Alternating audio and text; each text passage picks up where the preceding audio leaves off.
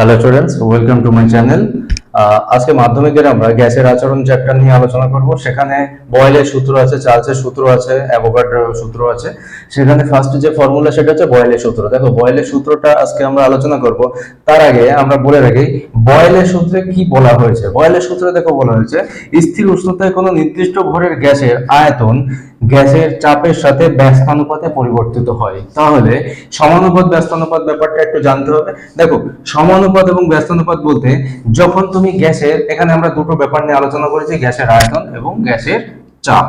গ্যাসের আয়তন এবং গ্যাসের চাপ, দেখো যদি আয়তন বাড়ানো হয় ঠিক একই সঙ্গে যদি চাপ বেড়ে যায় তাহলে সেটা সমানুপাতিক সম্পর্ক হচ্ছে, অথবা যদি আয়তন কমানো হয় চাপ তাহলে যদি কমে যায় তাহলে সেটা হচ্ছে সমানুপাতিক সম্পর্কে আছে। কিন্তু ব্যস্তানুপাতিকের ক্ষেত্রে আয়তন যদি বাড়ানো হয় গ্যাসের চাপ কমে যাবে, ঠিক একইভাবে আয়তন যদি কমানো হয় গ্যাসের চাপ বেড়ে যাবে। অর্থাৎ আমি যদি ভাবি যে গ্যাসের আয়তন যদি ভি হয় এবং গ্যাসের চাপ যদি পি হয় তাহলে এদের মধ্যে সম্পর্ক দাঁড়াচ্ছে V is proportional to 1/p, অর্থাৎ ভি এবং পি এর ব্যস্তানুপাতিক সম্পর্ক। দেখো, বয়েলের সূত্রে বলেছে কোনো গ্যাসের চাপ যদি পি হয়, গ্যাসের চাপ যদি পি হয় এবং গ্যাসের যদি আয়তন ভি হয়, আয়তন যদি ভি হয় তাহলে বয়েলের সূত্রে বলা হয়েছে V is proportional to 1/p, অর্থাৎ ভি এর সাথে পি এর ব্যস্তানুপাতিক সম্পর্ক। ভি বলতে আয়তন, আয়তন যত কমানো হবে চাপ তত বেড়ে যাবে। দেখো এখানে প্রপোর্শনাল চিহ্ন উঠে গিয়ে V equal to K into 1/p, একটা সমানুপাতিক ধ্রুবক আসবে যেটাকে আমরা ভেদ ধ্রুবক বলতে পারি। দেখো তাহলে এটা কি দাঁড়াচ্ছে, ভি সমান সমান কে বাই পি। তাহলে এখান থেকে আসে কি কে সমান সমান পিভি বা পিভি সমান সমান কে। দেখো বয়েলের সূত্রে তাহলে কি বলা হয়েছে যে আয়তনের সঙ্গে চাপের কি সম্পর্ক, ব্যস্তানুপাতিক সম্পর্ক, এবং কি দাঁড়ালো পিভি সমান সমান কে। তাহলে এই এই জায়গা থেকে আমরা কি বলতে পারি স্থির উষ্ণতায় গ্যাসের চাপ এবং আয়তন এই দুইজনের গুণফল সর্বদা কি হবে, ধ্রুবক হবে। দেখো এখন আমরা যদি মনে করি যে কোনো একটি গ্যাসের, দেখো আমরা যদি এখানে মনে করি যে কোনো একটি গ্যাসের আয়তন যদি P1 এবং V1, P1 হচ্ছে চাপ, V1 হচ্ছে আয়তন, ঠিক একইভাবে দ্বিতীয় কোনো একটি গ্যাসের চাপ যদি P2 হয়, আয়তন যদি V2 হয়, ঠিক একইভাবে তৃতীয় একটি গ্যাসের চাপ যদি P3 হয়, আয়তন যদি V3 হয়, তাহলে আমরা ওখান থেকে কি পেয়েছি, PV ইকুয়াল টু K।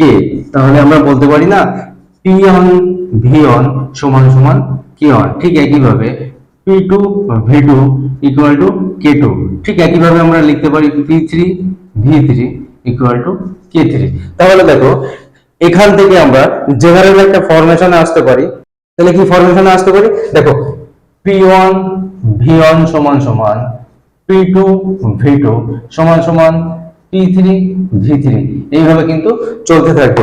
এবং এটা মাথায় রাখতে হবে যে যেহেতু গ্যাসের উষ্ণতা সমান, এক্ষেত্রে কিন্তু গ্যাসের উষ্ণতা সমান রাখা হয়েছে। আর একটা কি রাখা হয়েছে, গ্যাসের ভর। তাহলে আমরা এখান থেকে আরো একটা ব্যাপার জানতে পারলাম যে বয়েলের সূত্রে দুটো ব্যাপার ধ্রুবক থাকে, সেটা হচ্ছে গ্যাসের উষ্ণতা অর্থাৎ টেম্পারেচার আর গ্যাসের ভর অর্থাৎ মাস। এই দুটো ব্যাপার বয়েলের সূত্রের ক্ষেত্রে ধ্রুবক থাকে। আচ্ছা, এখানে দেখো যদি আমরা বয়েলের সূত্রকে লেখচিত্র আকারে প্রকাশ করি তাহলে পিভি ভার্সেস পি, এটা হচ্ছে পিভি ভার্সেস পি, এই লেখচিত্র যদি আঁকা হয় তাহলে দেখো, আর এখানে দুটো টেম্পারেচার মেনশন করা হয়েছে, একটা T2 একটা T1। এক্ষেত্রে T2 এর উষ্ণতা বেশি, T2 T1 এর কম, তাই লিখেছি আমরা T2 গ্রেটার দ্যান T1। দেখো যদি PV ভার্সেস V যদি লেখচিত্র অঙ্কন করা হয় সেক্ষেত্রে আমরা লেখচিত্রটা পাবো সমান্তরাল সরলরেখা, ঠিক আছে। তাহলে পিভি ভার্সেস পি যদি সরলরেখা আঁকা হয়, এক নম্বর আমরা লেখচিত্র বলেছি। পিভি ভার্সেস ভি যদি লেখচিত্র অঙ্কন করা হয় তাহলে আমরা কি পাবো, সমান্তরাল সরলরেখা। কিন্তু আমরা যদি পি ভার্সেস ভি অর্থাৎ চাপ ভার্সেস আয়তন লেখচিত্র অঙ্কন করি তাহলে কিন্তু আমরা একটা সমপরাবৃত্ত লেখচিত্র পাবো। এক্ষেত্রেও কিন্তু T2 গ্রেটার দ্যান T1, অর্থাৎ T2 এর মান বেশি, T1 এর মান কম। এখানে P ভার্সেস V, অর্থাৎ আমরা জানি কিন্তু P বলতে চাপ এবং V বলতে আয়তন। দেখো চাপের একটা সিজিএস একক আছে, এসআই একক আছে। চাপের এসআই একক হচ্ছে পাস্কাল, চাপের এসআই একক হচ্ছে পাস্কাল। আচ্ছা, আরেকটা ব্যাপার, আমরা এখানে অনেক সময় বিভিন্ন রকম বয়েলের সূত্র থেকে অঙ্ক দেওয়া থাকবে, সেই জেনারেল যে ফর্মুলা সেটা আমরা একটু বলে দিই। যে জেনারেল যে ফর্মুলা সেটা হচ্ছে P1 V1 equal to P2 V2। এই ফর্মুলা অ্যাপ্লাই করে আমরা বিভিন্ন সময় বিভিন্ন গ্যাসের ক্ষেত্রে চাপ অথবা আয়তন, দ্বিতীয় রকম গ্যাসের ক্ষেত্রে চাপ আয়তন আমরা বের করতে পারবো। দেখো এখানে P1 হচ্ছে প্রাথমিক, অর্থাৎ অথবা একটা গ্যাসের চাপ, V1 হচ্ছে সেই গ্যাসের প্রাথমিক অবস্থায় আয়তন। ঠিক একইভাবে P2 হচ্ছে গ্যাসের চাপ এবং V2 হচ্ছে সেই চাপে গ্যাসের আয়তন। আমরা একটা অঙ্ক দেখবো, তাহলে ব্যাপারটা ক্লিয়ার হবে। দেখো এখানে আমি একটা অঙ্ক রেখেছি, কি একটি বেলুনে 95 সেমি পারদস্তম্ভের চাপে 0.8 লিটার গ্যাস ভরা আছে। যদি উষ্ণতা সমান রেখে চাপ কমিয়ে 76 সেমি পারদস্তম্ভে আনা হয়, তবে ওই গ্যাসের আয়তন কত হবে? দেখো এই জায়গাটায় সবকিছু লুকিয়ে আছে। উষ্ণতা সমান রেখে আমরা জানি বয়েলের সূত্রে দুটো ব্যাপার কনস্ট্যান্ট থাকে, সেটা কি? এক নম্বর হচ্ছে টেম্পারেচার, আর দু নম্বর হচ্ছে গ্যাসের ভর অর্থাৎ মাস। এই দুটো ব্যাপার বয়েলের সূত্রে কনস্ট্যান্ট থাকে। দেখো তাহলে প্রাথমিক অবস্থায় কত চাপ দেওয়া আছে, তাহলে আমরা সূত্র কি জানি? P1 V1 equal to P2 V2। তাহলে আমাদের কি কি দেওয়া আছে সেটা একটু দেখবো। দেখো 76 সেমি পারদস্তম্ভ, তার মানে চাপ P1 এর মান দেওয়া আছে 95 সেন্টিমিটার পারদস্তম্ভের চাপে। আচ্ছা, তাহলে আয়তন কত দেওয়া আছে? V1 কত? 0.8 লিটার। আচ্ছা, দেন বলেছে উষ্ণতা সমান রেখে চাপ কমিয়ে 76 সেমি। দেখো চাপ কমানো হয়েছে, চাপ অর্থাৎ P2 কত বলেছে? 76। আর এখানে আমাদেরকে V2 এর মান বের করতে হবে।